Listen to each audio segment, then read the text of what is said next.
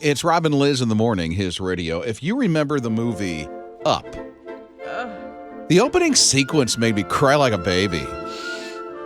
You see this husband and wife and their life together and how they fall in love and grow old together, and then she passes away and you're like, and then you've got this, old guy that's just really grumpy. Sad. He's really and sad and the whole balloon thing, and then the Boy Scout and all this stuff. His name's Carl.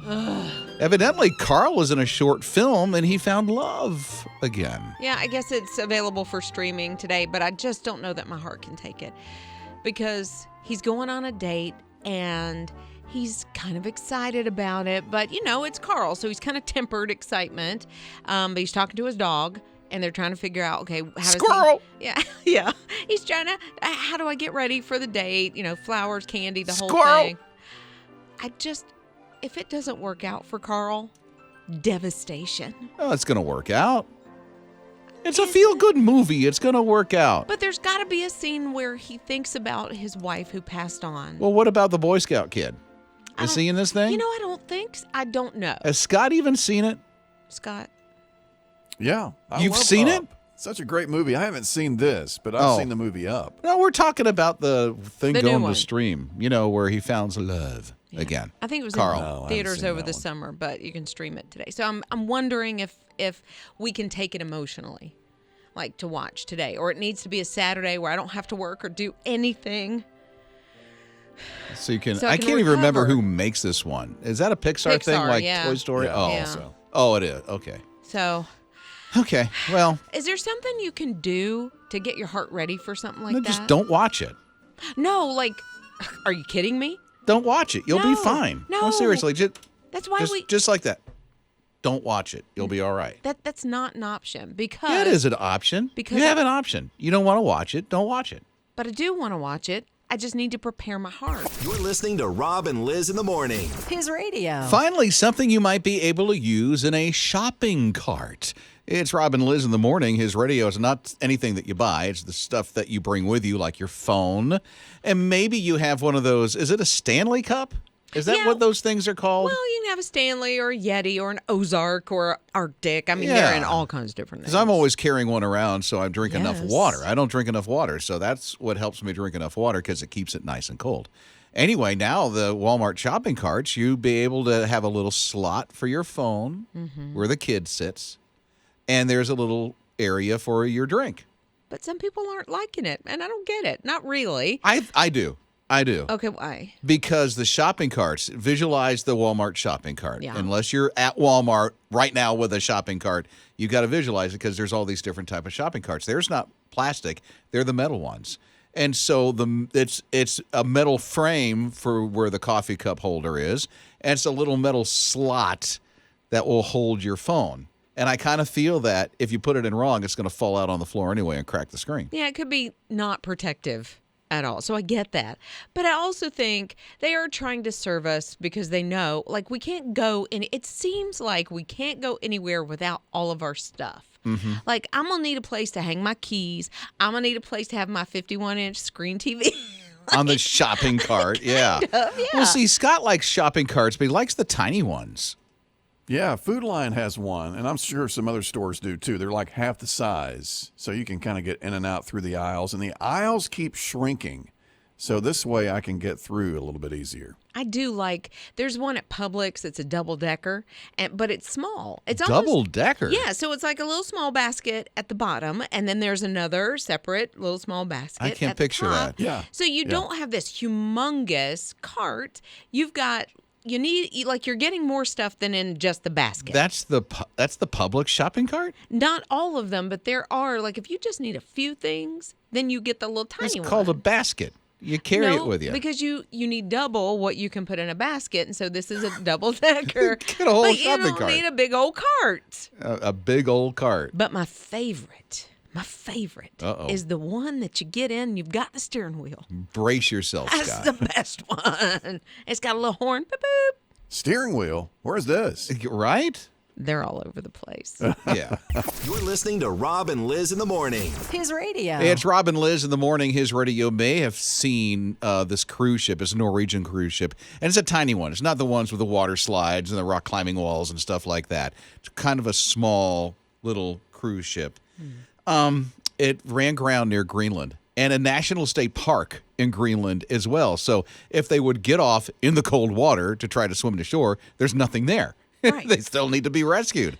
So you have all these people, I don't know, 206 people, I think. 206. That's how big this ship is, or how small the cruise ship is. 206 people, that's it. Usually what? There's a couple of thousand on some cruise ships. 3, 4, 5,000 Yeah. even. Yeah. So this cruise ship, got stuck, and now people have to be rescued to get off. So they're trying their best. I heard that they unloaded the little mustard ships. Yeah, like Yeah. the little rescue boats, Yeah. kind of, and to try to lessen the load, the weight, so that maybe the ship would rise. During high tide, Yeah, not and then working. They could get out. Didn't work. Yeah, not working. And did I hear they're sick?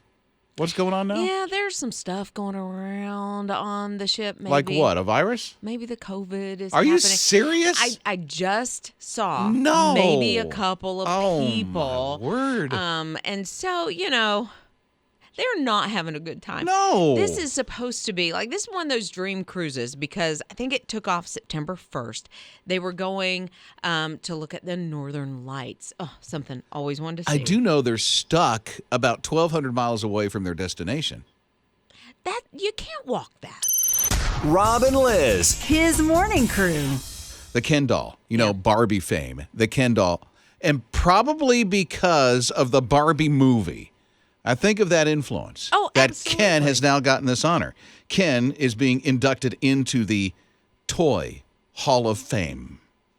Barbie's been there, I guess, for a while. But Oh, yeah. Ken's been just kind of, holding her award, waiting in the wings, and finally they've given him an invite. He's got his own now.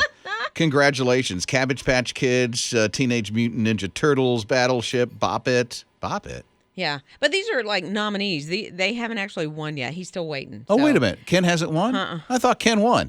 What is this? He's just waiting. What is Bop It? I know Bop It, but I can't explain Bop It. I feel like my kids had the Bop It, so I don't know. I know Connect 4 because that's a nominee too, but I Right. don't know Bop It. Anybody know Bop It? Ninja, you know Bop It? Well, what is it? It's the little it can come in multiple shapes, but it's like bop it and you hit it, and then twist it, and then you twist a certain part. Multiple pull it, You pull a shapes? certain part. You Look at are Jake is doing the commercial. When you started doing that, I heard the commercial in my head, right? that. See, I got you. I never leave you astray. Right? Bop it. Twist it. I still don't know this. I, Twist what? the apparatus. I don't know. The Like, apparatus. Like pieces on Right. the bop it device that you can do different things with, like spin, pull. Yeah. Yeah. But I got you. I know the one you know. The What? cozy coop. I don't know that. It's the What's a cozy coop? Is this like for chickens? no. What's Well, you it can for? put your chicken in it and ride it around. Rob and Liz. His morning crew. Scott was just telling me about this Instagram account that he follows, and I learned something about it. It's Rob and Liz in the morning. His radio. Scott does our news. So, Scott, that Instagram account that you follow, Zillow Gone Wild. Yes. I don't know if you- fascinated by all these houses, and I follow real estate a little bit anyway, but to see some of the wild houses that are available for sale amaze me, and they keep getting crazier and crazier. But it's a site that just shows these eccentric houses that Zillow has for sale. Check this out. They're turning it into an HGTV show. No. It's going to be a reality show. Yeah. Zillow Gone Wild.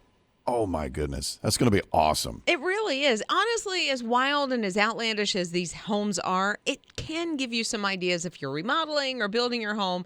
Like, oh, you know what? I would like that. Temper it a little bit because these houses are a little cray-cray. Yeah, so they're going to follow some of the people who have these houses, and I think they're up for sale, and then the people who own them. So it's going to be very interesting, it sounds like. Yeah, there's one that's Barbie pink, and the entire home, inside and out, is Barbie-esque. That is wild. It looks like the Barbie dream home that I had when I was a little girl. Really? And so it's nostalgic. I couldn't live in a big old pink house like that, but all the stuff on the inside I'm kind of interested in. So here's what I'm curious about. I know Scott is like a lawn nerd. He just loves to do his lawn. It's amazing. It's the best one in the neighborhood, the best one in the Carolinas, I'm pretty sure. Oh, thank you. But how in the world did you get into real estate? I mean, how many rentals properties do you have? Well, I don't have any rental properties. I think I'm up to the third house that we bought, and each time, you get into the process of looking at houses and deciding what you want, what you don't want, and then I find these sites like Zillow. You get some ideas of some ways to decorate and whatnot. So it just kind of happened over time. I can see that, especially real estate. It's so interesting. It and is. then watching the market and just looking at I love looking at real estate. I can't afford the ones that I look at, but I still like looking at it. Rob and Liz. His morning crew. Yeah, I saw this and I'm like, yes, I feel this in every fiber of my being. She said, does anybody know where I can turn in my adulting card? The adulting card? I'm like, oh my grief. On all of adulting period, she just wants to Yes, turn it in? Just turn it in. I get it. Like Saturday morning used to be the best growing up. You'd get up, maybe turn on the cartoons. You'd have the really sugary, just kids cereal. Mom's cleaning the house, and you're just like sitting there. Now I'm just, tasting Cocoa Puffs in my right? mouth. See, mine's peanut butter Captain Crunch. Oh, that's even better. Right. They're just all sugary and delicious. But it was I'm still in my pajamas at 1 o'clock. And then I get to go out with my friends. Yeah, but ride the there's bike. things about adulting I like and things about the teenage years with adolescence and pimples I don't want to relive. Yeah, I get that. So please, if I could turn on the adulting card and not have that, I'd be okay. I get that.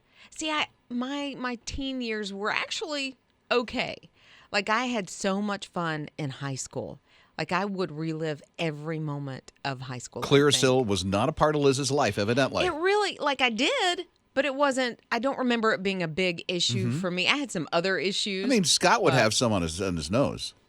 A few, yeah, I would. I have a little dab right here on the nose, and Right. maybe one or Right. two over It's here on the always side. at the wrong place, especially when it's time to date. That's the thing. The It's always at the worst wrong. No. possible time, too. Right, Yeah. worst possible place and time. And Clearasil, I mean, it works a little bit, but you still know. It's Little dab will do it, right?